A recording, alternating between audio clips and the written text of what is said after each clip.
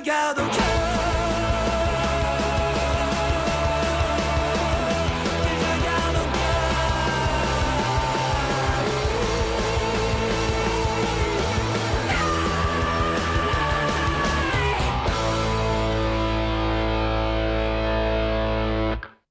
Radio Libertaire, la voix de la Fédération anarchiste, sans Dieu, sans maître, sans pub.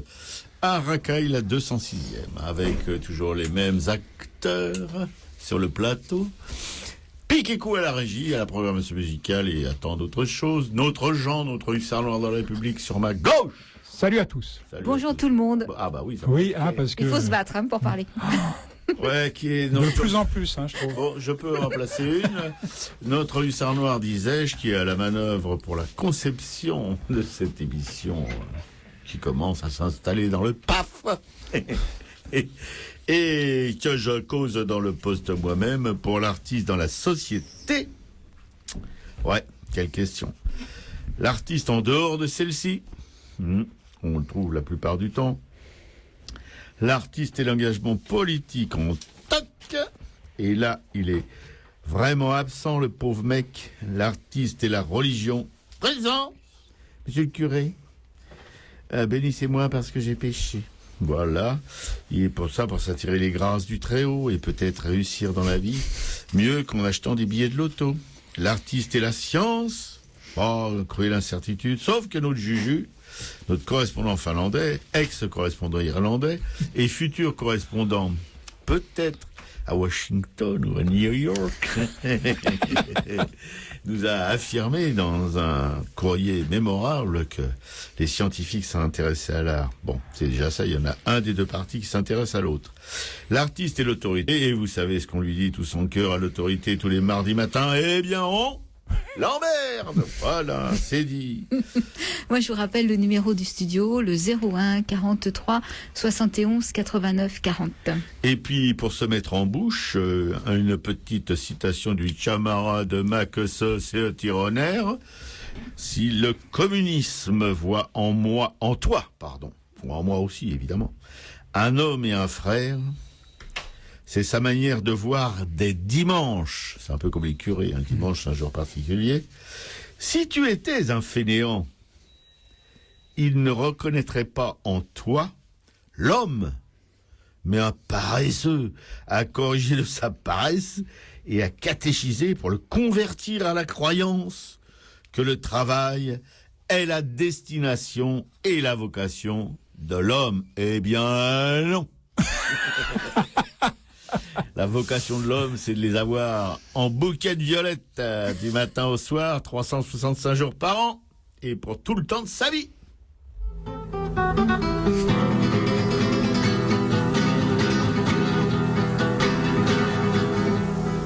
En la luna negra de los bandoleros cantan las espuelas. En la luna negra de los bandoleros cantan las espuelas. Ay, caballito negro, ¿dónde llevas tu jinete muerto? ¿Dónde llevas tu jinete muerto?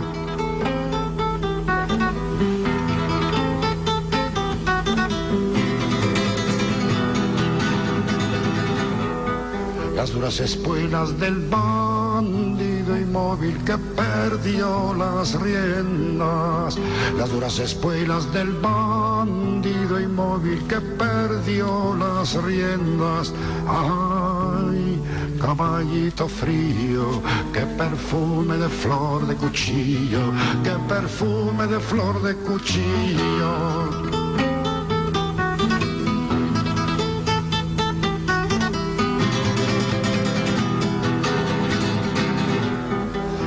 Negra sangraba el costado de Sierra Morena.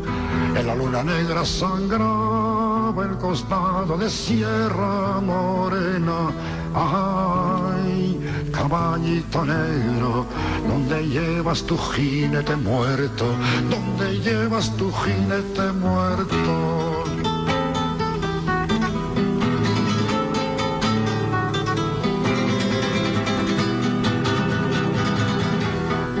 la luna negra un grito y el cuerno largo de la hoguera. La luna negra un grito y el cuerno largo de la hoguera. Ay, caballito frío, qué perfume de flor de cuchillo, qué perfume de flor de cuchillo. C'était Canciol del Ginete par Paco Ibanez. Oui, une petite traduque, c'est la chanson du cavalier, une chanson, un poème de Federico García Lorca, qui était, comme vous le savez, quelqu'un proche des républicains espagnols qui a été assassiné par les franquistes. Voilà. Alors, cette chanson du cavalier dit « Sous la lune noire scintillent les éperons des écumeurs. Petit cheval noir, où donc mènes-tu ton cavalier mort ? Les éperons raides du bandit immobile qui a lâché les rênes, petit cheval transi, parfum de fleurs de l'âme. Sous la lune noire saignait le flanc de la Sierra Morena, petit cheval noir, où donc ?» Bref, voilà, c'est le poème de Pablo Neruda, de Federico García Lorca. J'arrête là parce que je vais encore chialer. Oui, mais c'est mardi en même temps. Ouais, en même temps, on est là pour ça. On est là pour ça.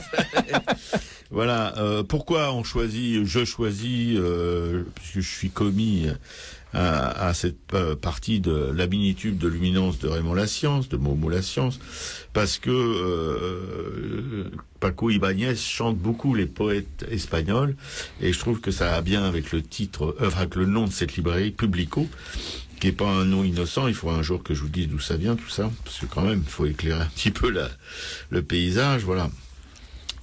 Oui, c'est pour introduire un blabla sur la librairie Publico, que je répéterai souvent à cette antenne, suivi d'ailleurs par mon camarade Jean, qui vous expliquera aussi pourquoi il parlera de la librairie Publico après que je l'ai fait. Je sais pas, parce qu'on lutte pas pour la première place, hein, simplement que ça se fait comme ça, voilà. Moi, pour vous dire encore notre soutien, évidemment, à cette librairie qu'on aime, non seulement parce que c'est la librairie du monde libertaire, mais c'est aussi parce que c'est une petite librairie conviviale, et puis c'est la vitrine de notre organisation, de nos idées à Paris. Je sais que le centralisme jacobin n'est pas forcément libertaire, mais quand même, on est dans une société comme ça, où ce sont les capitales qui mènent un peu la danse partout dans le monde. On parle de Paris, on parle beaucoup moins de Clermont-Ferrand ou des Sables-d'Olonne. Voilà, c'est comme ça. Et bon, il faut s'adapter. En même temps, c'est une vitrine sur Paris, ça veut dire une vitrine sur le monde entier. Bon, voilà. Alors, la librairie qui demande qu'on la soutienne parce que c'est un espace militant accessible 18 heures par semaine, 10 semaines par an. Un espace militant accessible 38 heures par semaine, 50 semaines par an, je viens de le dire, mais je le répète, non, c'est différent là. Je comprends beaucoup, un militant accessible, oui d'accord. Voilà, alors je vais vous lire le communiqué de la librairie des camarades Laurent et Max qui sont à la manœuvre dans cette librairie en péril, pour plein de raisons, pas seulement parce que c'est le sort commun de tous les petits espaces comme ça, indépendants, qui sont pas dans un complexe mondial, là, je sais, de concentration, d'entreprises, etc., du CAC 40 et tout. Voilà. Alors, qu'est-ce que c'est que la librairie du monde libertaire? Bon, je vous l'ai dit, pour l'espace militant, pas accessible, etc. C'est donc des milliers de livres, et puis des revues, des CD, des DVD, ça je vous le disais avant, des débats, des films, des expos, des rencontres avec des auteurs, des activistes venus du monde entier. Non, pas avec des bombes, avec des idées surtout, activistes en idées. Voilà, un lieu unique de diffusion de la pensée libre. Retenez bien ça, la pensée libre. Mais en même temps, une pensée libre, c'est une pensée contestataire, donc anarchiste libertaire. Voilà. Des ouvrages accessibles aussi grâce à une diffusion par correspondance, c'est-à-dire avec le net. Voilà, pour ceux, tout le monde n'a pas encore des ordinateurs, hélas, ou heureusement pour ceux qui en ont pas, je sais pas comment on peut se placer dans ce débat. Nous lançons donc, c'est-à-dire la librairie lance une souscription justement pour survivre. Et je sais pas si je vous l'ai déjà annoncé la semaine dernière, mais il y a un contributeur généreux, certainement qu'il avait besoin d'avoir une petite saignée pour pouvoir survivre, qui a fait un don quand même assez conséquent à la librairie. Il faut dire qu'il y a des gens qui y croient, pour faire des dons de cette importance, de 14 000 € quand même. Il faut le faire, hein. Je veux dire, si je les avais, probablement, peut-être je le ferais. Je les ai pas. Peut-être tant mieux, d'ailleurs, parce que devoir gérer beaucoup de pognon, ça va pas être drôle tous les jours. Bon. Alors, vous n'êtes pas obligé de nous refiler tous 14 000 €. C'est pas du tout le but de l'opération. Le but de l'opération, c'est que vous manifestiez d'une manière ou d'une autre votre soutien à cette librairie. Ça peut être évidemment en faisant des dons. Il y a une souscription d'ailleurs qui est lancée, que vous pouvez souscrire en allant à la librairie Publico ou par correspondance. Vous demandez des informations. Une souscription, vous pouvez donner 5 €, 10 €, 100 000, 2 000, 3 000, ce que vous voulez. Voilà, c'est une souscription. C'est pour avoir tout de suite de l'argent, parce que c'est une librairie, vous savez, il y a des frais de fonctionnement assez importants, il y a des salariés, etc., et qui sont payés au tarif auquel ils doivent être payés, fixés par les lois, les conventions syndicales, etc. Voilà. Mais aussi, c'est surtout une fréquentation, j'insiste, une fréquentation physique de cette librairie, où il se passe, comme je vous le disais en début de papier, plein de choses. Voilà. Et c'est gratuit, hein. Les animations qu'il y a dans la librairie sont absolument gratuites. C'est pas payant. Et puis des fois, il y a des petits gâteaux, il y a un peu à picoler, il y a du café, etc. Voilà. Donc, pour la souscription, par exemple, vous pouvez nous aider par voie postale en nous adressant un chèque à l'ordre Publico à notre adresse, 145 rue Amelot, 75 011, Paris et France pour les étrangers. En espèces ou carte bancaire directement à la librairie, évidemment. Et sur notre site librairiepublico.com, librairie-publico.com, en achetant autant de fois qu'il vous plaira, l'article participation supplémentaire, l'article que vous avez choisi, évidemment, et il y aura une petite participation supplémentaire pour le port. Voilà. Donc, la librairie Publico, 145 rue Amelot, la librairie de la Fédération anarchiste, la librairie du Monde libertaire aussi, à quelques titres comme ça, mais moi, je trouve plus simple de dire Publico, voilà, qui fait vivre aussi deux militants, c'est important, mais vous savez, ils ont un salaire normal, si vous voulez, mais seulement ils ne comptent pas leurs heures. Voilà, c'est pas des gens qui disent bah oui, j'ai fait mes 6 heures, mes 7 heures, je me casse. Non, quand il y a des animations, ils assurent une permanence.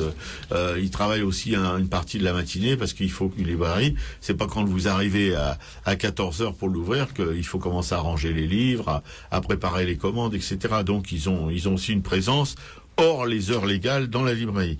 Et je vous assure que c'est vraiment pas un travail si facile que ça. Il faut pas croire qu'ils ont leur cul sur une chaise toute la journée pour recevoir les clients. Non, c'est un travail extrêmement complexe, difficile, une responsabilité assez importante qu'ils doivent assumer. Voilà, ce sont des gens, des militants d'abord, des gens, des libraires ensuite. Des fois les deux sont mélangés, mais bon. Ils sont infiniment respectables, très courageux, et pour eux, en tout cas déjà pour eux, humainement, que la librairie perdure, ça peut être déjà à l'heure où il y a tant de gens qui sont sur le paveton, qu'au moins nous, les anarchistes, on soit capables de supporter 2 employés aussi longtemps qu'il sera possible et qu'on fasse tout pour ça. Alors, c'est pas le seul point, je vous l'ai expliqué, c'est parce que c'est pour le rayonnement de la pensée anarchiste de donner à nos contemporains un peu l'idée qu'on peut se libérer de toutes ces choses qu'on nous impose pour le bien de quelques-uns.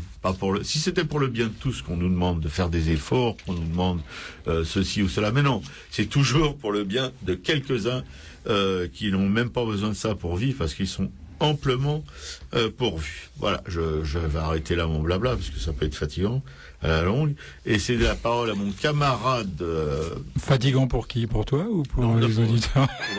Peut-être pour les deux. Je vais laisser la parole à mon camarade Jean de la Fédération anarchiste. Nous sommes ici une émission militante. Nous sommes 3 militants anarchistes d'ailleurs. 2 d'entre nous reviennent d'un congrès annuel de la Fédération anarchiste, un peu sur les genoux, mais surtout un des 2, et qui n'est pas celle que vous croyez. Et je laisse tout de suite la parole à notre hussard noir qui va vous en conter une bien bonne. Eh bien justement, en soutien avec la librairie Publico et si possible en lien avec son actualité, je ferai maintenant ma rubrique militante tous les mardis matins avec un livre politique actuellement en vitrine à la librairie. Alors ce ne seront pas toujours des livres anarchistes, mais ce seront toujours des livres intéressants, particulièrement intéressants à lire pour toutes celles et ceux qui sont proches de nos idées libertaires. Oui, bonjour. Voilà. Et on commence, excusez-moi, j'ai un petit peu de retard à l'allumage parce que le bouquin dont je vais parler, l'auteur était invité il y a une dizaine de jours à peu près à la librairie. Oui. Bon, mais j'essaierai d'être un petit peu plus oui, bonjour. Raccord les prochaines fois. On n'en doute pas une seconde, mon Jean. Voilà, ce bouquin, c'est Démocratie, histoire politique d'un mot, aux États-Unis et en France, par Francis Dupuy-Derry. C'est publié chez Lux dans la collection Humanité et c'est sorti depuis le 14 mars 2013. Tu vois, c'est pas. Non, c'est quand même frais. C'est pas très vieux. C'est quand même du frais. Ouais. Mais la prochaine fois, le poisson sera juste pêché. Enfin, j'essaierai en tout cas. Le mot démocratie, Robert, est si populaire que toutes les forces politiques s'en réclament, ou à peu près. Oui, oui. Pas loin. Oh non, loin, c'est même un mot qu'on entend maintenant dans la bouche de Marine Le Pen. Oui, tu vois, il y a de quoi se Oui, marrer. tout à fait. Eh bien, figure-toi, mon cher Robert, que les pères fondateurs des démocraties modernes associaient cette idée au chaos, à la violence et à la tyrannie des pauvres. Tu savais ça? Ça t'en bouche un coin. Ah oui, ça m'en a bouché un aussi. Je sais pas si c'est le même, mais enfin bon. Comment expliquer un tel revirement de sens? En plongeant dans les discours du passé aux États-Unis et en France, l'auteur dévoile une étonnante aventure politique où s'affrontent des personnalités et des forces sociales qui cherchent à contrôler les institutions des régimes fondés à la fin du XVIIIe siècle. S'appuyant sur divers pamphlets, manifestes, déclarations publiques, articles de journaux et lettres personnelles aussi, ce récit révèle une manipulation politique par les élites. Et oui, tout est là, qui ont petit à petit récupéré le terme démocratie afin de séduire les masses, Robert. 2 siècles plus tard, alors que la planète entière semble penser que démocratie, le pouvoir du peuple, je le rappelle, ça signifie, est synonyme de régime électoral, la délégation du pouvoir à un petit groupe de gouvernants, toute expérience d'un véritable pouvoir populaire. Délibération sur les affaires communes, entre autres, se heurte toujours au mépris des élites. Voilà, c'est vraiment très intéressant. Je rappelle le titre du livre, Démocratie, histoire politique d'un mot aux États-Unis et en France, par Francis Dupuy-Derry, à commander bien évidemment, ou à acheter, puisque c'est un des livres qui font l'actualité de Publico, à la librairie Publico, 145 rue Hamelot, mais on répétera toutes les coordonnées tout à l'heure. Oui, si Jean... j'écoute beaucoup Jean dans son aventure de l'histoire de l'art. Il nous emmène toujours sur des trucs invraisemblables, où je découvre beaucoup de choses, et je pense que avec cette rubrique qu'il assurera tous les mardis matins, vous découvrirez aussi beaucoup de choses dans le monde du livre. Moi, je vais continuer, alors pas sur le plan de Publico, malheureusement, mais sur l'écologie. Je vais vous parler des épandages aériens avec ces pesticides venus du ciel. Donc, c'est un article qui est inspiré par Nolwenn Weller, qui avait écrit tout ça dans Bastamaille. Donc, il s'est interdit depuis 2009. Les épandages aériens de pesticides se poursuivent en France grâce à des dérogations préfectorales. Les Antilles, l'Aquitaine et la Champagne sont les principales régions concernées. Défaut d'information, risque de dispersion, contournement de la déréglementation. Donc l'Aquitaine et la Champagne-Ardenne sont les 2 régions métropolitaines qui sont le plus aspergées en produits chimiques par voie aérienne, derrière la Martinique, dont les bananeraies battent tous les records, et devant les rizières de Camargue et de Guyane. Donc des céréales, les vergers, betteraves, colza ou tournesol ne sont pas épargnés dans plusieurs régions. En France, en 2012, on a recensé 800 opérations d'épandage aérien, en majorité en Outre-mer. Donc cela dure quelques secondes, rapporte Fabrice Mirouro, qui est un voisin de Châtaigneraie traité depuis le ciel et président d'une association corrézienne. Les engins arrivent vrombissants, à très basse altitude, ils lâchent leurs nuages empoisonnés et s'en vont. Donc son association a porté plainte il y a plus d'1 an contre ces épandages illégaux, qui n'ont pas de dérogation, et non réglementaires dans 17 communes de Corrèze. Donc il ajoute, les pilotes sont des as, ils larguent les produits pile au bon endroit. Le problème, c'est qu'ensuite, ils ne contrôlent plus rien, et que la volatilité de ces nuages chimiques est très élevée. Il y a donc un véritable risque d'exposition des espaces situés près de ces zones d'épandage. Voilà, pourtant interdit depuis 2009 par une directive européenne, l'épandage aérien est toujours pratiqué donc sur le vieux continent, donc via ce système de dérogation qu'accordent en France les préfectures. Selon quels critères un exploitant est-il autorisé à épandre ces pesticides par aéronef, quand les végétaux sont trop hauts pour être traités avec un engin terrestre, quand le relief est trop accidenté ou s'il y a des risques d'enfoncement des engins. La rapidité d'intervention sur des grandes surfaces sert aussi d'argument. Donc cette façon de poser des principes que l'on peut ensuite allègrement contourner, c'est très courant dans le droit de l'environnement, regrette-t-on au cabinet de Bernard Fraud, avocat de l'Union nationale de l'apiculture française, qui traite donc une partie de ses plaintes contre l'épandage. Et il ajoute, les dérogations sont tellement simples à obtenir que l'on se retrouve avec une règle qui s'applique exceptionnellement. Seules la Normandie, la Bretagne et la Réunion ne sont pas survolées par des engins chargés de pesticides et le nombre de passages est même parfois très élevé. Donc comment après ne pas s'assurer de se promener au mauvais endroit, au mauvais moment et de se retrouver arrosé de produits toxiques? La réalisation d'un épandage doit normalement faire l'objet d'une information du public et des syndicats apicoles au plus tard 48 heures avant le traitement et du balisage du chantier. À l'affichage en mairie s'ajoute une obligation de mention du traitement sur la parcelle elle-même. Mais effectivement, qui prend la peine de se rendre 2 fois par semaine consulter toutes ces informations municipales? Donc finalement, le grand public n'est pas informé et il y a un manque de contrôle de ces conditions d'épandage, comme l'interdiction d'émettre à moins de 50 mètres des habitations et jardins ou des points d'eau consommables. Donc les pesticides tombés du ciel posent de sérieux problèmes donc, aux apiculteurs qui n'ont pas le temps de déplacer leurs ruches à temps.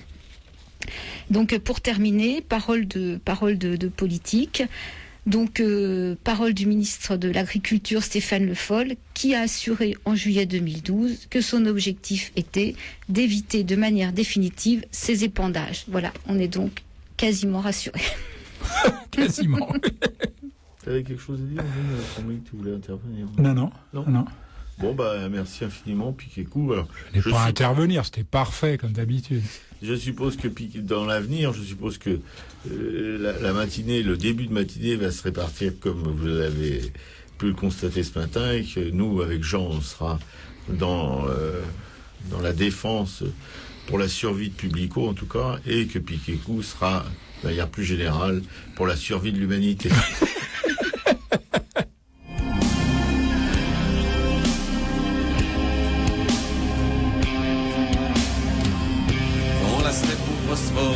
Dans les champs de lithium, dans les fleuves au mercure, sous un soleil de plomb, sur un nuage de soufre, gorgé de plutonium, dans le vent désertique, chauffé par les torchères, éthériques en furie, du haut d'un mirador, j'aperçois les barbares envahir l'horizon.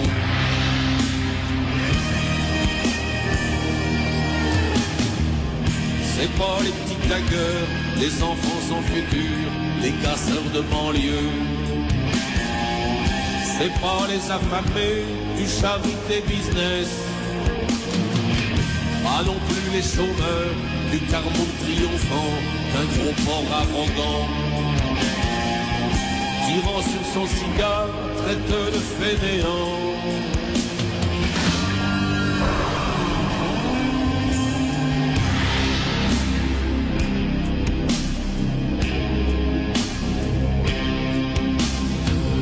Cachez femmes et enfants, planquez tout vos dollars, descendez aux abris.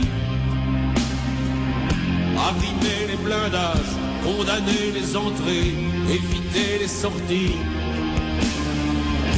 Préparez la survie, rationnez l'oxygène, montez-vous, faites la peine. C'est les nouveaux barbares qui cachent l'horizon comme un vol de sauterelles.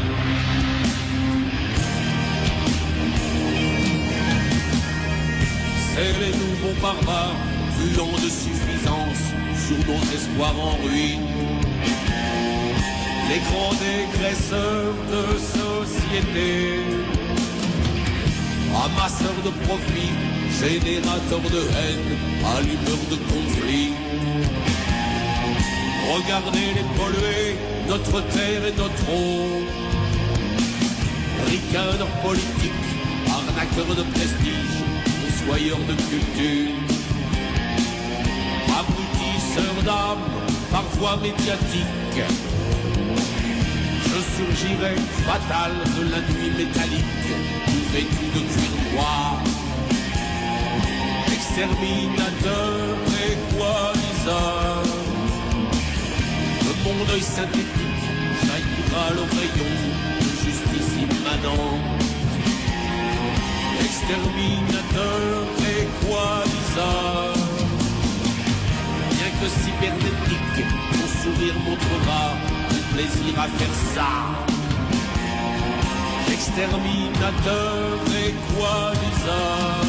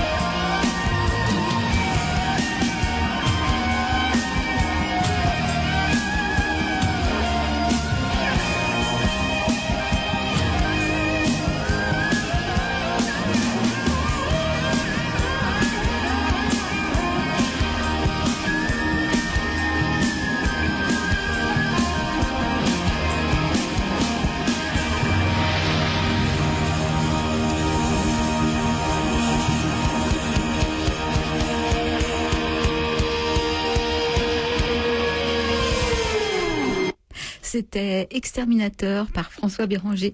Voilà, là j'étais justement au téléphone avec un auditeur qui racontait qu'effectivement ils étaient en train de prendre l'apéritif à la Baule et qu'ils ont été arrosés par des pesticides, quoi. Ouais, alors Odile, hein, si tu nous écoutes, attention.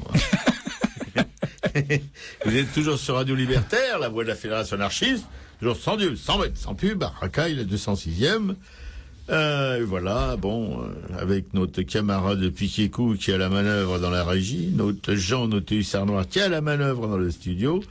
Et tiens, tu sais que oui, la semaine dernière, excuse-moi, j'ai fait tout comme tu m'avais dit. Hein. Voilà, je suis allé déposer un chèque de soutien au Crazy Horse Saloon. C'est bien ça que tu m'avais dit. Hein. Et alors, j'arrive là-bas, tu sais, je leur dis, il y a Robert qui m'a dit que vous étiez en difficulté, et donc je voudrais vous faire une donation. Le mec me dit, mais on connaît pas de Robert, nous. Bon, on a bien une danseuse dont le nom de scène est Roberta Ratata, mais Robert, c'est peut-être la même. Je dis, non, vous connaîtriez ma petite boule de poil, l'imaginez sur la scène du Crazy Horse. Je sais bien que les lignes bougent en ce moment, tu vois, mais enfin, ça signifierait quand même une évolution des espèces un peu trop brutale, quoi. Ouais. Tu vois. Alors après, il me dit, bon, en tout cas, c'est très gentil, vous prendrez bien une coupe de champagne. Je dis non, votre champagne tiède, tu vois. On va écouter Brel, là, tout à l'heure, un peu plus tard. Votre champagne tiède et vos alcoolisants sous les lustres à facettes, vous pouvez vous les garder. Tu vois. Bon, il a pas réagi, manifestement, il a jamais écouté la sous-préfète de Brel. Il me dit, une fille, alors, peut-être? Je lui dis, ah non, je suis amoureux, pas de sexe en ce moment. Je lui dis, par contre, et là, je prends ma petite voix chevrotante que je réserve au moment où l'émotion est trop forte, tu vois. Je dis, par contre, si vous aviez une photo dédicacée de Love Amour, et le mec me dit, mais il y en a plein les tiroirs. Il me dit, comment vous vous appelez? Jean. Je lui dis, il me dit, bon, il y a un tiroir, il y avait la lettre J. Tu vois, il me dit, Jules, Jim, James, voilà, Jean. Et il me tend une photo de Love Amour, tu vois, à Jean, avec toute mon affection. Love Amour. J'étais complètement bouleversé, tu peux imaginer. Je comprends. Et alors il me dit, on a aussi des photos de Roberta Ratata, mais elles sont pas dédicacées, tu vois. Et moi je lui dis non, mais Roberta Ratata, ça m'intéresse pas du tout. Mais machinalement, je jette quand même un coup d'œil, tu vois, sur la photo. Ah mon Dieu. Je lui dis, je vais quand même les prendre, et puis je lui ferai dédicacer mardi matin. Bon. Vous voyez où on en est, mes chers auditeurs, chères auditrices. Donc si, là en bas à droite, si ça t'ennuie pas trop, pendant que je cause, Roberta, tu peux me signer la photo. Autre Montparnasse par Georges Michel. Ouais. Georges Michel, c'est 1883-1985. À pas confondre avec George and George. Voilà. Après les Montparnasse, dont on a déjà lu, dont Piquécourt a déjà lu un extrait ici, où l'écrivain racontait par le biais je pense que tout le monde s'en souvient, par le biais des destins de Modigliani, de Jeanne Hébuterne ou encore de Soutine, le roman de Montparnasse. Il brosse ici avec une tendre ironie le portrait d'une poignée de ces extravagants, je peux pas le dire autrement, aujourd'hui complètement oubliés ou presque, qui firent les beaux jours du quartier. Piquécourt va vous en lire un extrait assez jubilatoire, comme vous allez pouvoir en juger. Que faisait-il dans Montparnasse, celui-là ? Henri de Groux, l'élève de Rops et de Constantin Meunier, l'auteur du fameux Christ aux outrages. Quel air venait-il respirer à cette terrasse où l'on n'est même plus cubiste ?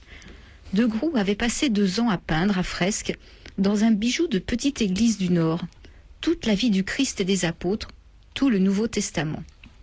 Il y avait travaillé, comme les chrétiens dans les catacombes, à la lueur d'une lampe à huile, afin de reconstituer exactement la couleur.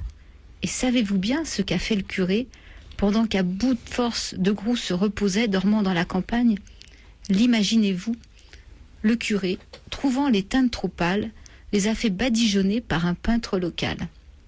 Le manteau arachnéen du Christ, les fils de la Vierge, les ailes impalpables des anges, tout fut passé au bleu de blanchisseuse, au rouge des gorgeurs.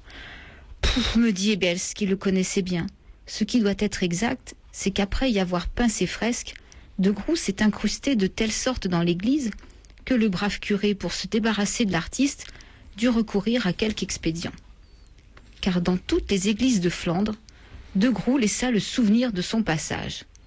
Pendant des années, il y a vécu.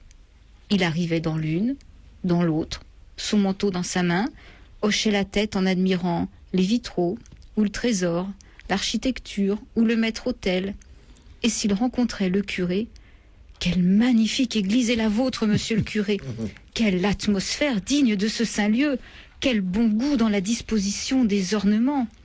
Pardonnez-moi, je juge en profane, si toutefois un artiste est un profane dans la maison de Dieu. » Et voilà le curé séduit, écoutant cet érudit, ce bonimenteur, ce nouveau croyant. De Groux faisait un croquis, puis un pastel, puis obtenait d'installer un chevalet, avec, bien entendu, une toile cirée par terre pour ne pas abîmer les dalles.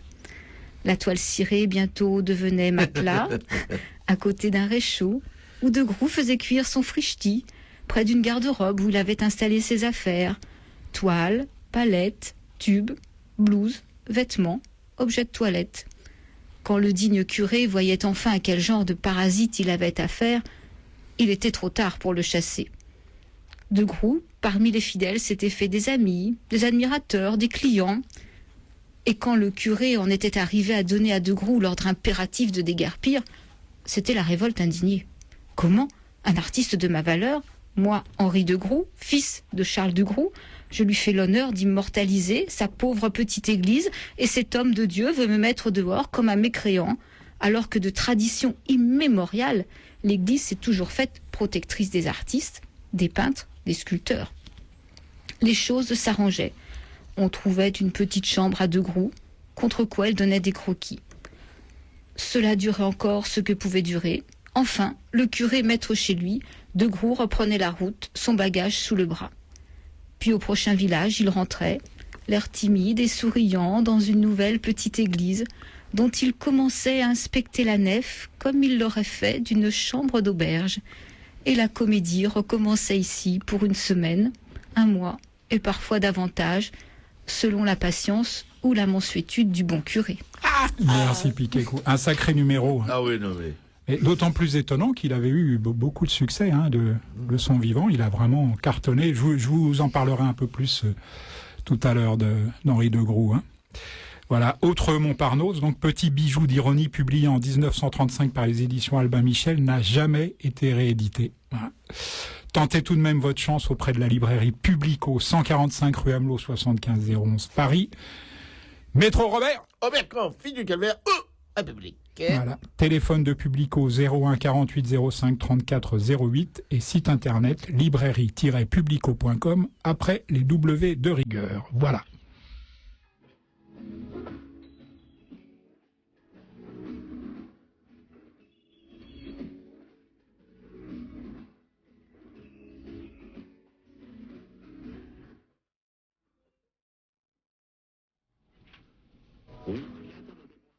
Des souvenirs familiers. J'en rafale de blues lorsque j'étais écolier. Sur le chemin de l'école, le chanteur s'appelait des romans se sont ballants. Vieilles chansons. Autrefois, c'est français.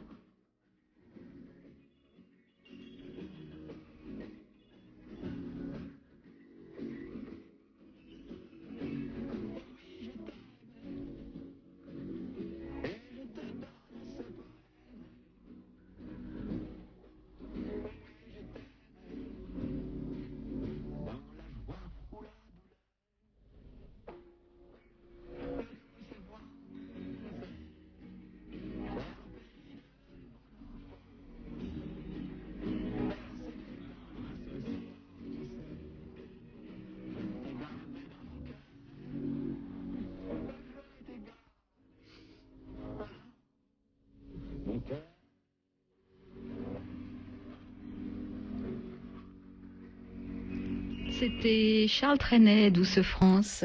Oui, une chanson populaire qui, bon, malgré que Charles Trenet soit pas franchement notre tasse de thé, pas comme poète, mais comme personnage, Collabo et compagnie. Bon, enfin, c'était pour la bonne cause, c'est pour l'amour. Hein. Bon, on peut lui pardonner. Il a couché avec un officier allemand. Bon, t'as pas qu'avec, hein. Et ça, bon, hein, c'est l'amour. Bon, on peut rien dire. Ouais. Voilà, je vais vous parler Même aussi. toi, tu peux rien dire. Ah non, même moi, non, j'ai pas envie. Tu vas pas nous en mettre une couche sur Aurélie Filippetti, non? Il y en a qui n'ont pas fait ça pour l'amour, ceux-là sont impardonnables. Oui. Voilà, si c'est à nous de pardonner, ça c'est bien. C'est autre chose. Hein. Voilà. Non, pour introduire, c'est le moment de le dire, William Bouguereau. Ouais. Alors je sens qu'il y a des gens qui sont à tout prix pour les choses contemporaines, modernes, etc. Les anti-académiciens qui vont tout de suite se sentir un petit peu agressés, mais j'en ai rien à foutre. Parce que moi-même, je redécouvre cet artiste dit Pompier. Je me souviens dans mon enfance, dans toutes les maisons bourgeoises, il y avait ou des copies de Bouguereau, ou des Bouguereau, ou des gens comme Bouguereau. Voilà, un peintre académique. On appelait ça des peintres académiques.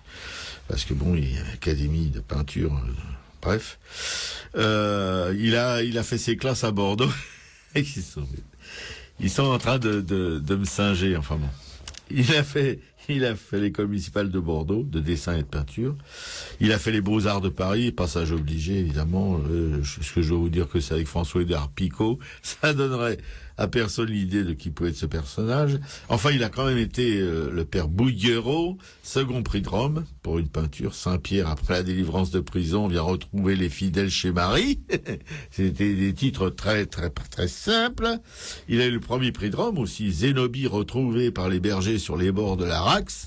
Parce que c'était une époque où on faisait beaucoup de peintures comme ça, de peintures mythologiques, enfin bref, qui faisaient rappel de l'histoire, etc. Voilà. Puis il a été découvert par un grand marchand d'art, Paul Durand-Ruel, marchand d'art ou galériste aussi, je pense, je sais pas. Voilà, qui l'a branché avec des acheteurs américains. Ouais, ça c'est moins drôle. Voilà, si bien qu'à l'exposition internationale de 1800 et quelques, 78, l'exposition internationale de Paris, l'État n'a pas pu trouver plus de 12 œuvres de Bouguereau à exposer, parce que toute son œuvre était déjà aux États-Unis, pratiquement. Voilà. Comme l'œuvre de Rosa Bonheur, comme de plein de peintres de cette époque-là. Les Américains ont fait main basse dessus, voilà. Puis ça s'est poursuivi avec les modernes, comme Modigliani, comme le camarade Haïm Soutine et compagnie. Voilà. Il a eu aussi un contrat avec l'édition Goupil. On se souvient bien que l'édition Goupil, il y avait même une galerie Goupil. Je pense que c'est là que Van Gogh a travaillé un moment quand il était jeune. Bon, enfin, les éditions Goupil commercialisent ses œuvres en gravure, parce que ces époques-là, ces époques héroïques, et même un peu avant, on diffusait les œuvres des peintres très connus par le moyen de l'estampe, de la gravure, etc. Voilà. Et donc lui, ça concourait. Si vous voulez, les gens qui avaient pas les sous pour s'acheter les peintures, s'achetaient les gravures. Voilà. Il a été aussi, alors mais toute sa vie c'était dans les honneurs bidons, la médaille et compagnie. Voilà, il a été prof aux Beaux-Arts, à l'Académie Julian. Il a été donc académicien des Beaux-Arts, président de la Fondation Taylor à vie. Ça, à sa mort, il était toujours à la Fondation Taylor. Voilà. Alors il a eu une vie normale comme tous les artistes. Il a épousé, il a été veuf, etc. Je vais passer là-dessus, quoi. Bon, il a beaucoup traité surtout de sujets allégoriques, de sujets mythologiques, des scènes idylliques, champêtres et bucoliques qui constituent son répertoire, mais comme à peu près tous les peintres de cette époque-là. Et c'est là que ça peut, si vous voulez, c'est une peinture magnifique de mon point de vue. Techniquement, c'est éblouissant. On peut pas dire autre chose. Sauf que évidemment, ça manque un peu d'émotion. Parce que quand il peint des petites filles de la campagne qui vivaient à cette époque-là assez misérablement, elles sont d'abord très belles, et puis elles ont pas de trous dans les vêtements. Même si elles sont nu-pieds, elles ont des pieds qui sont très jolis. Vous voyez, c'est ce qui manque. Par exemple, Millet, mais ça je radote, je l'ai répété je sais pas combien de fois. Mais tu peux encore. Oui, mais Millet dans ses glaneuses, c'est une peinture extraordinairement douce, etc. Aussi, on pourrait dire très académique. Sauf que ces glaneuses, elles ont des mains de mecs, des mains rougeâtres, grosses, grossières, abîmées, voilà. Non, chez Bouguereau, c'est pas du tout ça. Tout est vraiment soft. C'est éblouissant de technique, etc. Mais c'est, de mon point de vue en tout cas, je ressens pas d'émotion, seulement une émotion esthétique, oui, ça, mais ça véhicule rien d'autre, quoi, voilà. Et évidemment, mais on peut pas cracher forcément sur l'œuvre d'un mec comme ça, simplement pour le fait qu'il sache peindre. Voilà. Je veux dire, je préfère un Bouguereau sans émotion que n'importe quel autre tableau barbouillé qui vaut une fortune et qui pourrait éventuellement me faire éprouver une petite érection, quoi. Voilà. Je préfère vraiment rester, comment dirais-je, le corps complètement absent en face d'un Bouguereau plutôt que, je viens de le dire, de me faire une branlette devant quelqu'un d'autre, quoi, qui serait vraiment un nulos en peinture, parce que voilà, ces gens avaient un métier qu'on a complètement perdu. On peut s'en foutre, évidemment. Moi, toute ma vie, je m'en suis foutu, sauf que maintenant, est-ce que c'est l'effet de l'âge ou de la fréquentation de l'énergumène que j'avais à gauche, là. Mais voilà, mais je commence à changer. Et si vous voulez, quand j'allais avant à Orsay, quand je voyais un Bouguereau, je crachais. Maintenant, non, je reste un petit peu quand même, je me dis oui, quand même, c'est... Et dans ça, c'est peut-être quand même plutôt l'effet de l'âge, quoi. Ah oui, je lui ai donné, j'ai tendu une verge pour me battre, hein. Bon. il est évidemment avec Cabanel, Gervex et Jérôme, c'est des gens de son acabit, quoi. Il est associé au genre du nu académique. Alors là, des nanas, je vous dis pas. Oh là là là là. Bon, on a vraiment envie de les caresser. Hein. Et voilà. Alors évidemment, tu t'as dit que c'était sans émotion, je comprends pas. C'est un peu contradictoire. Oui, non, mais oui, on a envie de faire des choses avec ces personnages, avec ces nus, mais je veux dire, c'est pas. Oui, c'est difficile. T'as raison, tu pointes une contradiction, mais bon. Bref, on va pas passer l'émission là-dessus. Bon, plus si on passe l'émission sur tes contradictions, ça suffira. Enfin bon, ce que je veux dire, c'est que ça a commencé le démolissage de Bouguereau, déjà de son vivant, par Huysmans qui dit de lui, ce n'est même plus de la porcelaine, c'est du léché flasque, en parlant de la peinture de... Ouais, ça c'est dégueulasse comme bon. Edgar Degas qui en met une couche, parce que lui c'est une vraie langue de pute, hein. Edgar Degas invente le verbe bougueroter, qui désigne l'action de fondre et de lisser le rendu pictural. Ouais, enfin, bougueroter, essayez de bougueroter, vous verrez ce que ça donne. Hein, ça sera un gros caca bougueroté, mais ça restera un gros caca. Puisque lui, il arrivait quand même à faire quelque chose. Et la peau, c'était de la peau, c'était pas des trucs grumeleux, etc. Voilà. Alors, évidemment, les Américains achètent tout parce que eux, ils avaient pas de complexe. Hein. Des thèmes anti comme les nymphes et le satyre, il y a des choses comme ça qui est intéressantes. Bon, alors donc, on vous l'a dit, une grande partie de ses œuvres est en Amérique. Alors, après sa mort, je vous dis pas. Là, c'est le néant. Il était considéré, mais pas seulement en France, mais en Europe, jusque vers la fin du XXe siècle. Hein. C'est pas, il y a pas longtemps, le XXe siècle, il y a une vingtaine d'années. Hein. Jusqu'à la fin du XXe siècle, son œuvre elle commence à être redécouverte aujourd'hui, surtout par un racaille. Voilà, nous on se mouille au moins, on n'a pas peur. Hein. Voilà. Alors évidemment, même aujourd'hui, il y a des modernistes qui continuent, qui s'acharnent sur lui en disant ouais, qu'est-ce que c'est que cette merde ? Pourquoi elle leur fait surface, etc. Bon, bah oui, mais ça arrive. L'histoire est comme ça. Il y a bien Vermeer qui a été oublié pendant 2 siècles et puis d'autres. On vous en a parlé ici. Voilà, Jean a fait remonter tout ça un peu à la surface. Oui, si bien que pendant des décennies, vous entendez, son nom disparaîtra des dictionnaires académiques, etc. Mais même des dictionnaires tout court. Bouguereau, non, pas Bouguereau, il a pas existé, quoi, voilà. Alors pourquoi les modernes sont comme ça acharnés contre ces peintres académiques ? Parce que ils étaient jurys dans les salons officiels, évidemment. Et eux, c'est pas des anges non plus, ils faisaient la chasse. Quand ils ont vu arriver la peinture moderne. Ah oui, là, ils étaient pas vraiment au top, quoi, tu vois, ils étaient pas. Alors, on leur fait payer ça, je trouve ça un peu con, quoi. Bon, à cette époque-là, c'était normal qu'on se batte contre eux, mais maintenant, c'est fini, tout ça, je veux dire. Puis ils ont jamais tué personne, c'est pas des criminels de guerre, hein. Voilà. Bon, ce que je peux dire, c'est que, souvent appuyé sur des citations de Zola ou toutes les moqueries qu'ils subissaient, c'était avec des citations que j'ai évoquées tout à l'heure à propos de Huysmans et puis à propos de Degas. Voilà, ça, mais il n'y a pas que lui qui se sont mis. Il y a Zola aussi qui s'y est mis, vous voyez, qui connaissait rien en peinture, mais enfin, ça, c'est pas, voilà, il connaissait tellement rien qu'il s'est fâché avec son pote Cézanne, aussi parce qu'il avait écrit un bouquin sur lui qui s'appelle L'œuvre et dont le héros était Cézanne malgré lui. Voilà Cézanne qui surnommait le salon Bouguereau. Voilà, pour dire que c'était tous des tarés. Et alors moi, ce qui me déprime surtout, quand ces gens qui me font redécouvrir des artistes comme lui, je trouve ça vachement intéressant et tout. Mais là, c'est Dali qui a fait, lui, redécouvrir l'œuvre de Bouguereau. Voilà, là, ça m'amuse moins. Alors, il manifeste son admiration pour l'art de cet académicien alors, il y a toujours un peu côté pute chez Dali, mais c'est deux euphémismes, parce qu'il l'oppose à Picasso. Et contribue de cette manière à sa redécouverte. Il a fallu qu'il mette Picasso dans le coup pour qu'on l'écoute, évidemment. Voilà, dès un bouquin qui s'appelle Les cocus du vieillard moderne. Voilà, Salvador Dali écrit Picasso qui a peur de tout. Ça, c'est un espèce de Picasso qui est peu connu. Fabriquait du lait par peur de Bouguereau. Il faut arriver à suivre. Hein. Mais lui, c'est-à-dire Picasso, à la différence des autres, en fabriquait exprès. Voilà. Ça veut ce qui veut dire que les autres, ils fabriquaient des merdes, mais sans le faire exprès. Voilà.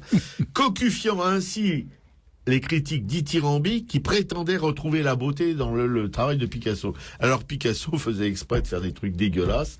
C'est un truc un petit peu, c'est Picasso qui est un peu spécialiste de ça, voilà. Alors depuis les expositions rétrospectives chez le Petit Palais à Paris en 1984, tout ça s'est amélioré évidemment. La cote remonte, voilà. Et à l'ouverture du musée d'Orsay en 1986, vous entendez? Ça faisait un siècle que Bougreau l'avait glissé. Hein. Bon, eh bien, des critiques de cette époque-là étaient révoltés qu'on ose foutre des bouguereaux au musée d'Orsay. Non, écoutez, un siècle après, ils n'ont toujours pas évolué, voilà.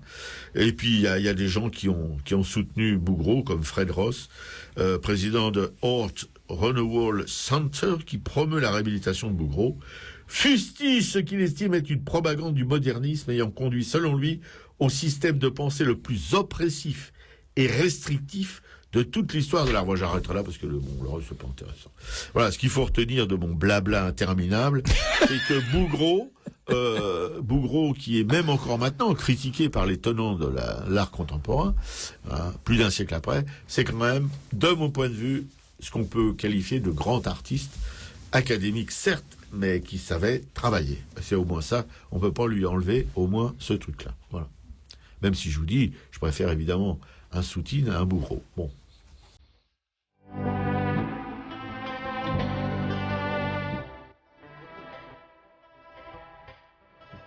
Oh, petite fille, petit amour, petit enfant.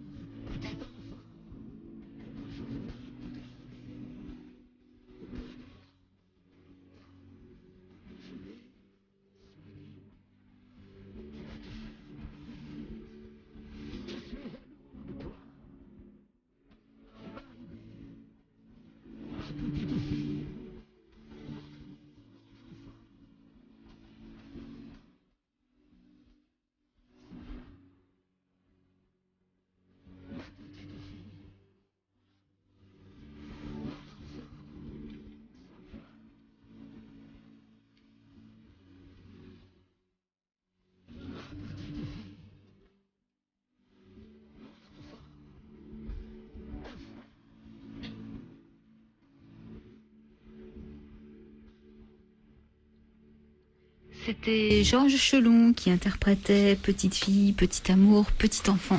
Sur Radio Libertaire, toujours la voix de la Fédération anarchiste, si on répète aussi souvent ce petit baratin, c'est parce qu'il y a des gens qui peuvent prendre cette émission en cours sans savoir où ils sont. C'est pour leur dire, vous êtes sur Radio Libertaire, la radio de la Fédération anarchiste, sans Dieu, sans maître et sans pub. Et vous écoutez l'émission Arakaï, avec Piquet-Cou à la régie, Jean à l'histoire de l'art, notre grand spécialiste de l'histoire de l'art, et puis qui va tout de suite. C'est toi ou Dominique qui parle maintenant? C'est moi d'abord. C'est Jean Nous avons inversé les rôles. Voilà. Ou les passages, plus exactement. Bon, bah, vas-y. Ouais. Bon, Comme on le devine assez facilement, hein, dans le texte qu'elle a lu, d'ailleurs, Piquet-Cou tout à l'heure, hein, la vie fantasque de Henri de Groux ne tarda pas à se muer en légende. Le problème, c'est que cette légende a gravement contribué à reléguer au second plan une œuvre étrange et visionnaire où brillent les derniers feux du romantisme.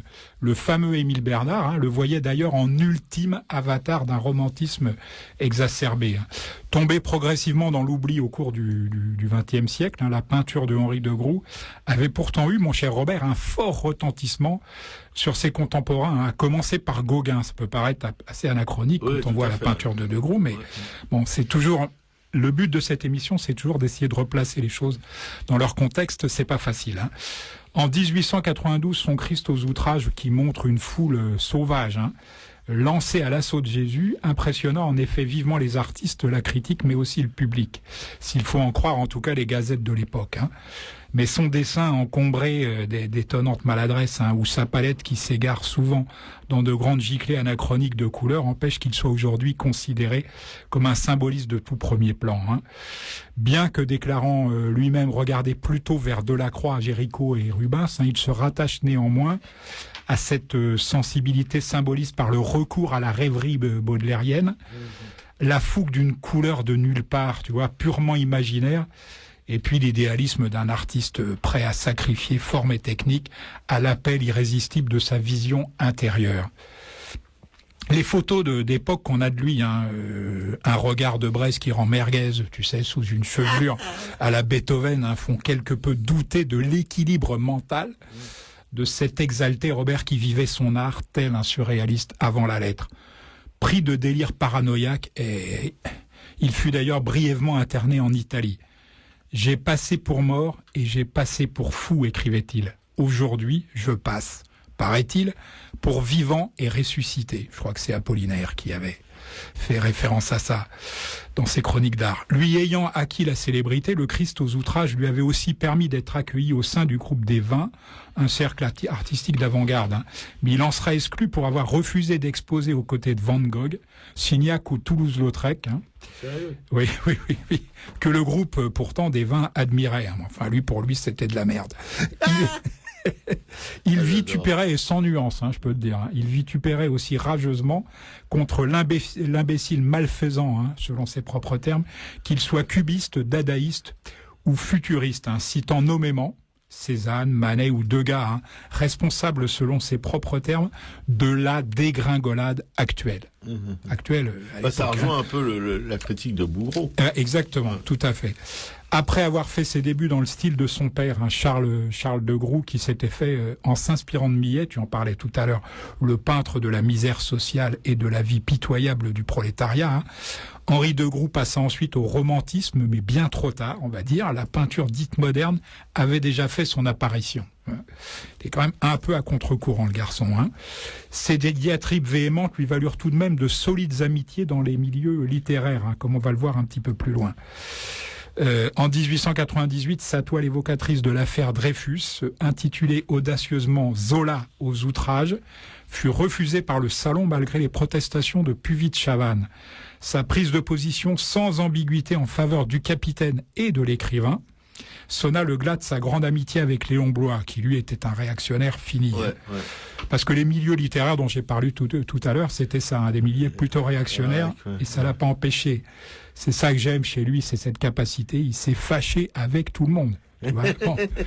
Oui, j'aime aussi ça, ce genre. Oui, tu vois, il a eu là pour lui, c'était une question de vie ou de mort. Il n'était pas question de se compromettre au niveau de l'affaire Dreyfus. Il se fit ensuite illustrateur de livres, glorifiant dans sa peinture les êtres auxquels il voit un véritable culte, comme Baudelaire ou encore Wagner. Je citerai pour finir Apollinaire, j'ai déjà fait référence tout à l'heure, qui commentait ainsi le salon de 1911. Tout d'abord, la peinture de Henri de Groux me parut la chose la plus démodée du monde. Il me semblait qu'il n'y avait dans ces évocations dantesques ou shakespeariennes que de la littérature. Puis je me fis à ce tumulte poétique, son imagination lyrique se révéla à moi, je compris le sens de ce délire plastique. Soudain, les foules romantiques et les solitaires douloureux s'animèrent. Voilà. Ah, pas mal de la part de Baudelaire. Quand même. Non, Apollinaire. Oui, Apollinaire, mais mais t'es pas loin parce que Baudelaire aussi a fait des critiques d'art. On en a déjà lu des extraits ici, mais c'était un petit peu avant, tu sais. Voilà. Apollinaire, lui, il a parlé plusieurs fois de Henri de Groux. Voilà, je mettrai donc un lien vers la peinture d'Henri de Groux. Henri de Groux, c'est 1886-1930 sur le blog de l'émission http://arracaille.blogspot.com. Ouais, si je peux permettre un commentaire, mon Jean, parce que c'est vraiment passionnant cette histoire-là. C'est que je me souviens plus ce que je voulais dire, surtout. Non, c'est que des personnages, des critiques d'art qui sont capables d'aller au-delà des apparences, au-delà du convenu d'une œuvre comme ça, et d'y découvrir vraiment ce qu'elle veut dire au fond. Ça, c'est la marque d'un vrai critique d'art, plutôt que ces mecs qui s'appuient juste sur la forme pour verser leur fiel. Les chroniques d'art d'Apollinaire, moi, c'est un de mes livres de chevet. C'est-à-dire que non seulement je les lis régulièrement, mais je les relis, tu vois. Je trouve qu'il a une façon totalement anti-précieuse, quoi, de parler de l'art. Il dit ce qu'il en pense. Il n'hésite pas à utiliser le mot c'est beau, c'est moche. Enfin, voilà, c'est très très plaisant. Baudelaire, c'est encore différent. Il utilisait en fait sa verve littéraire et sa méchanceté naturelle pour flinguer les gens. C'est drôle, mais si tu veux, j'aime particulièrement le travail d'Apollinaire. Ouais, je pense qu'il te correspond effectivement. Plessac.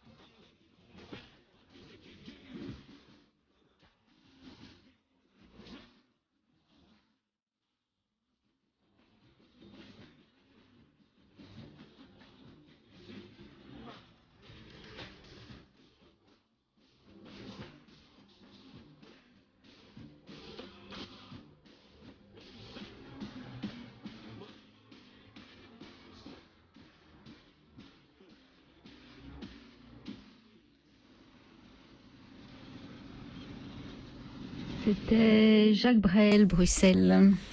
Sur Radio Libertaire, à Racaille, et tout de suite notre Piquet-Cou qui va vous causer d'une nana, Lavinia Fontana. Et je vous assure que j'ai regardé d'un peu plus près le travail de cette meuf et je dois dire que ça m'a beaucoup émute. Bah oui, j'ai trouvé une femme, fallait bien. Une femme de la Renaissance, 1552-1614. Donc une talentueuse femme peintre de la Renaissance italienne. C'est étonnant ça. Injustement méconnue. Donc vous avez noté son nom, Lavinia Fontana.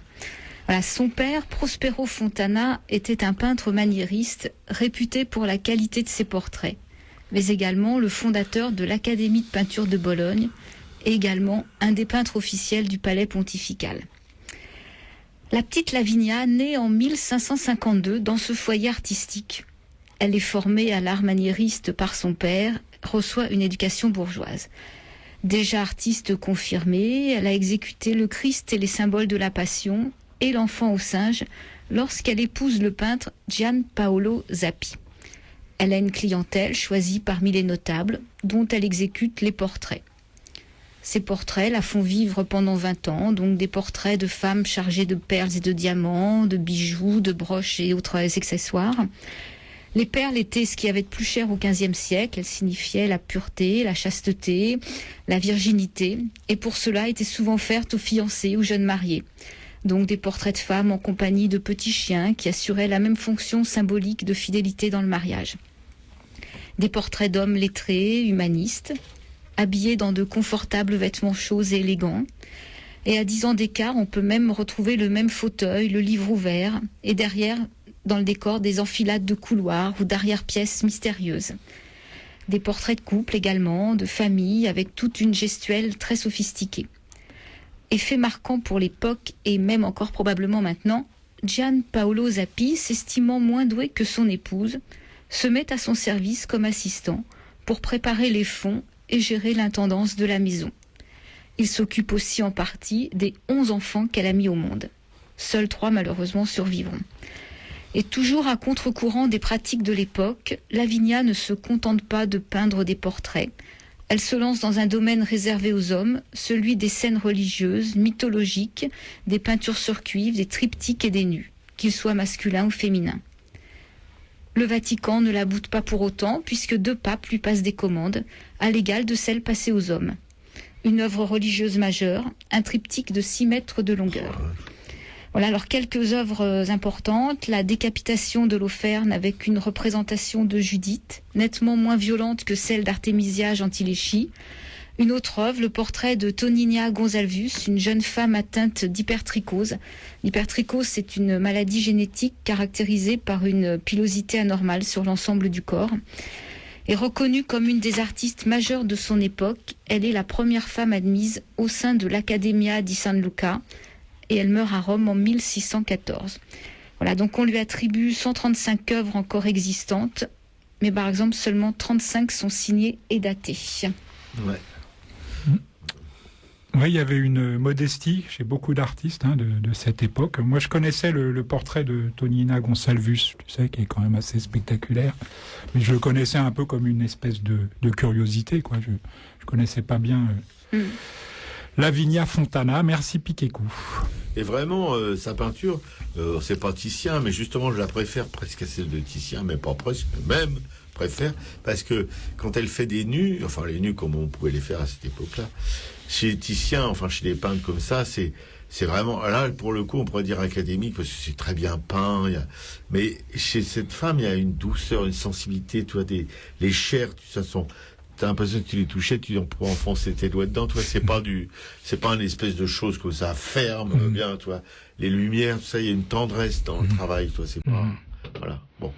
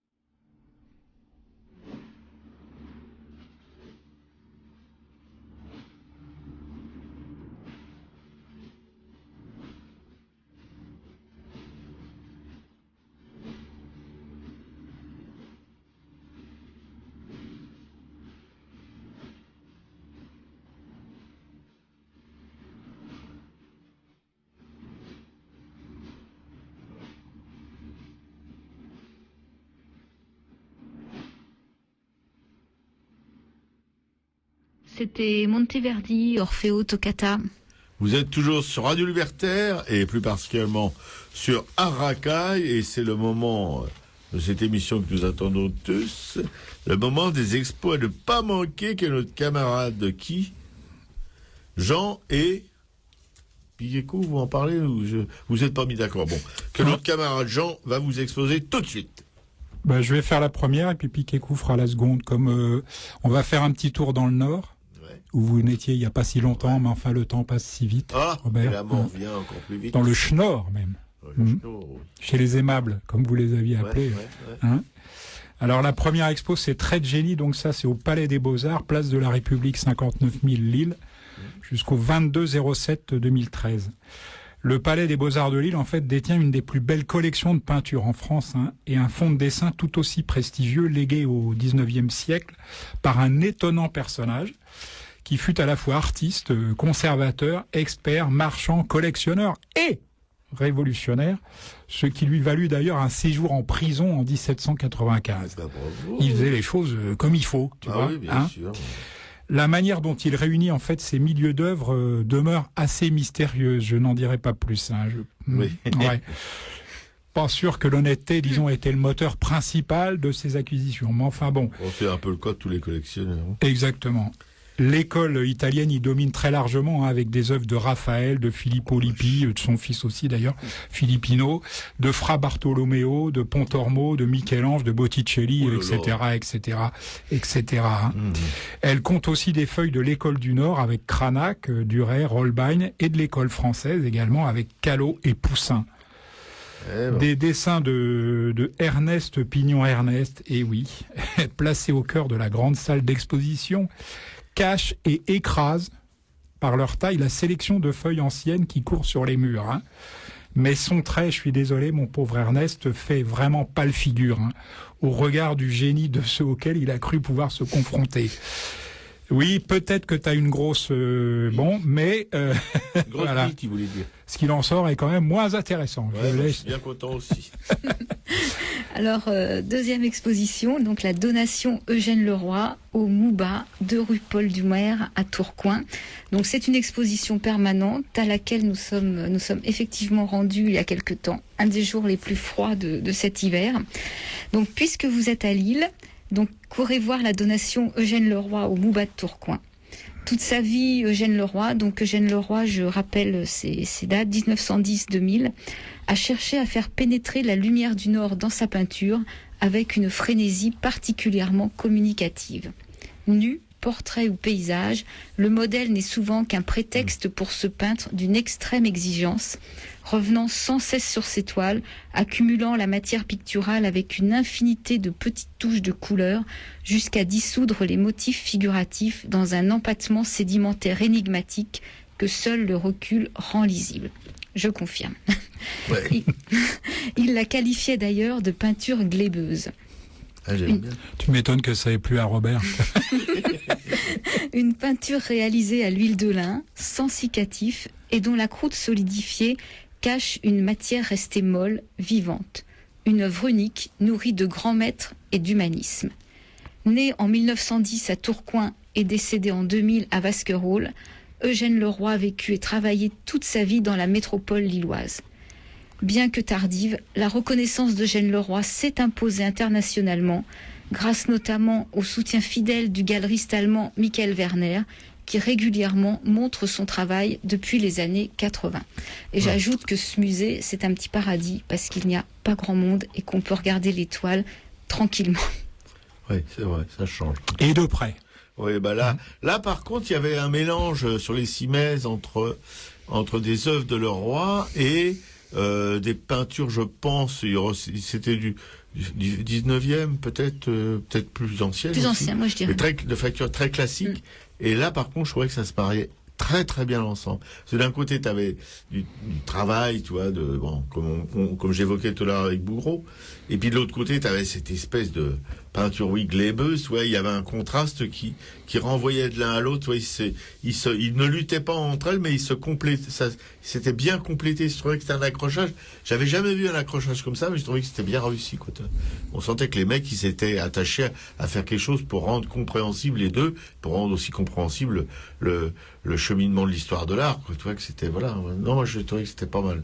Puis comme l'a dit Piquécou, c'est une ville extraordinaire, hein, charmante et tout, enfin, les gens, oui, les aimables, ils méritent bien leur nom. Oui, prévoyez quand même 2 jours au moins, je pense, là-bas. Oui, vous, vous êtes allé une seule journée, mais bon. Ouais.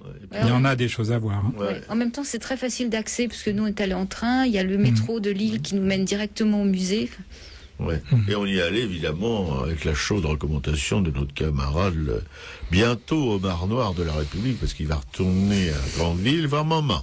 Enfin bon, le MUBA, le Palais des Beaux-Arts, il y a aussi la piscine, mais on en a déjà parlé. Voilà, il y a des tas de choses à voir là-bas. Absolutely.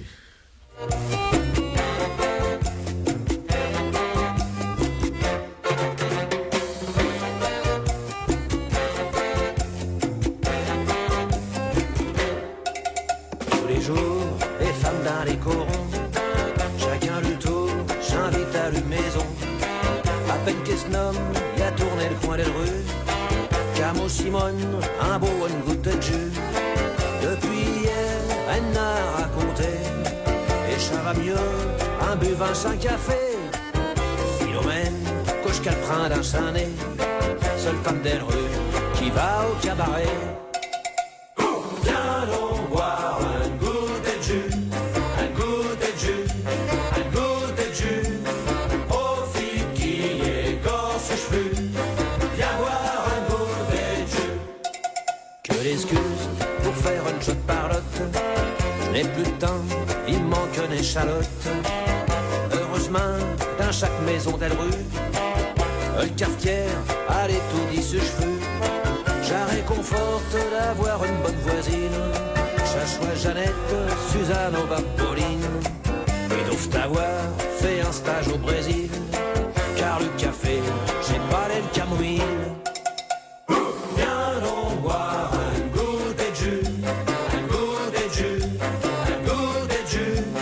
Aux filles qui écorcent ses cheveux, viens boire un goûter de jus.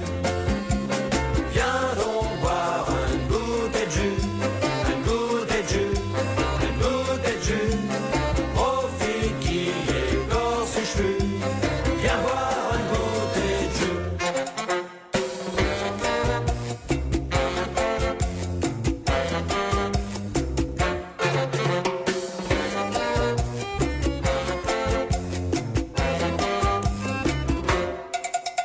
Chioloute, Ichine, un beau port.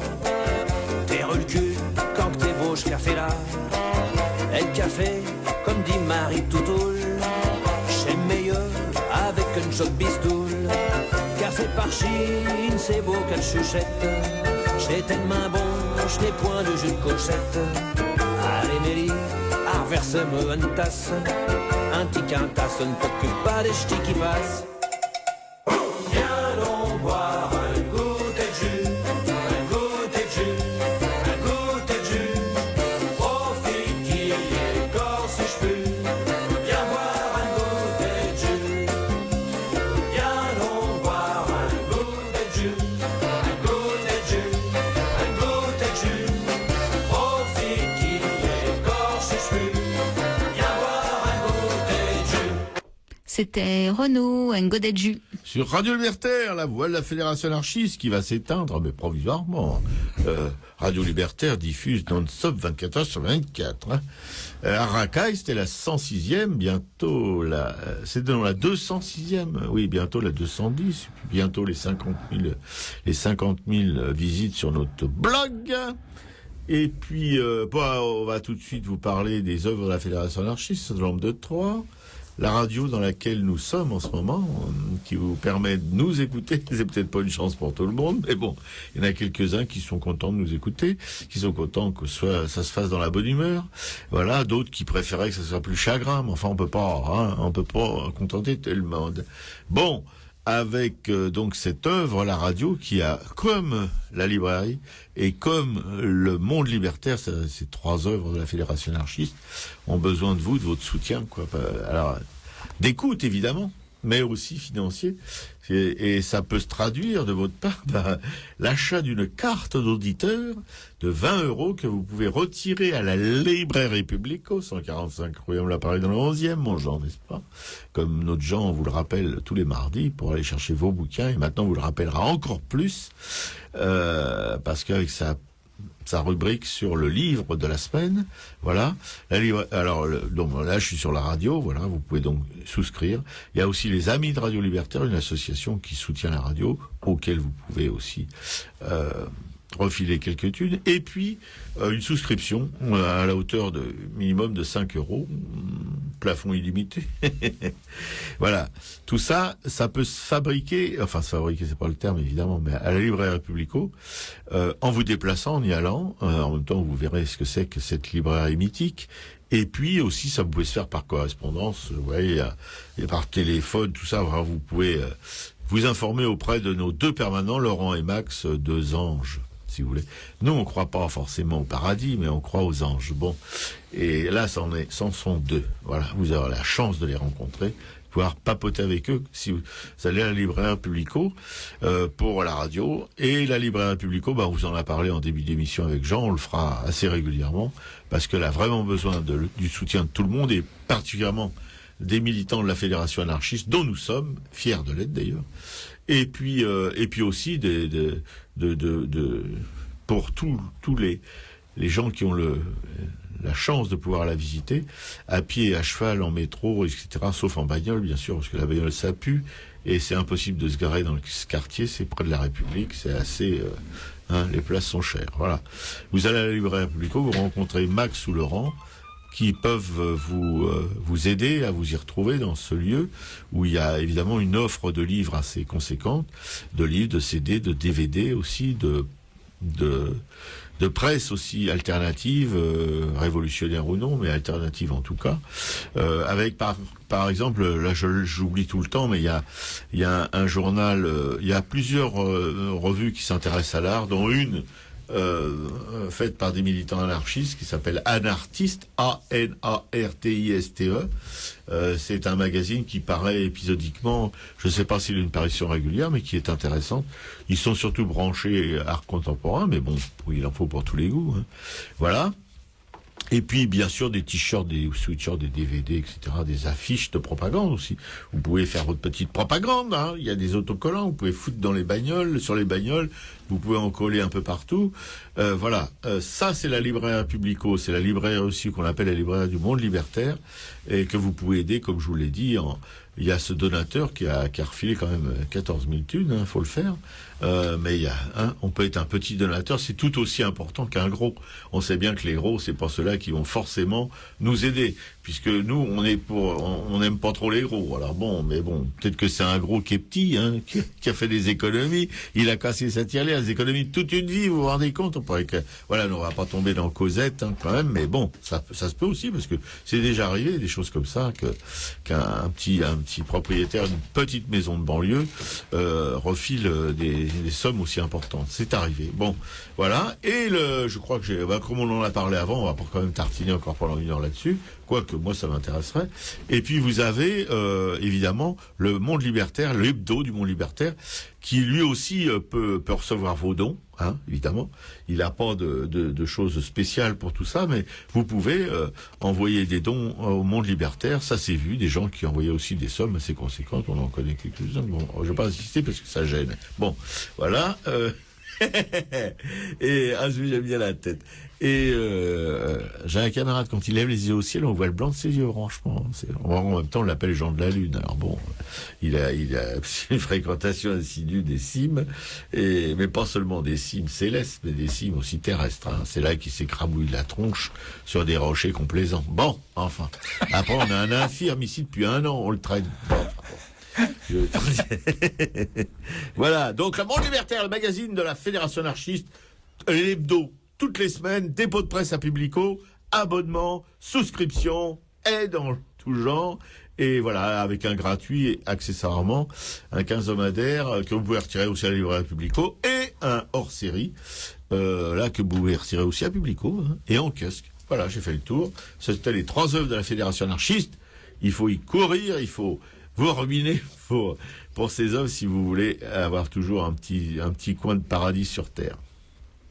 C'était à Racaille, la 206e, avec notre camarade Piquécou à la régie. Au revoir, à la semaine prochaine. Notre hussard noir à ma gauche, qui va se transformer en homard noir quand il va aller voir maman à Granville. Salut à tous, à la semaine prochaine. Et Shlomo qui vous cause dans le micro, qui vous dit salut aussi.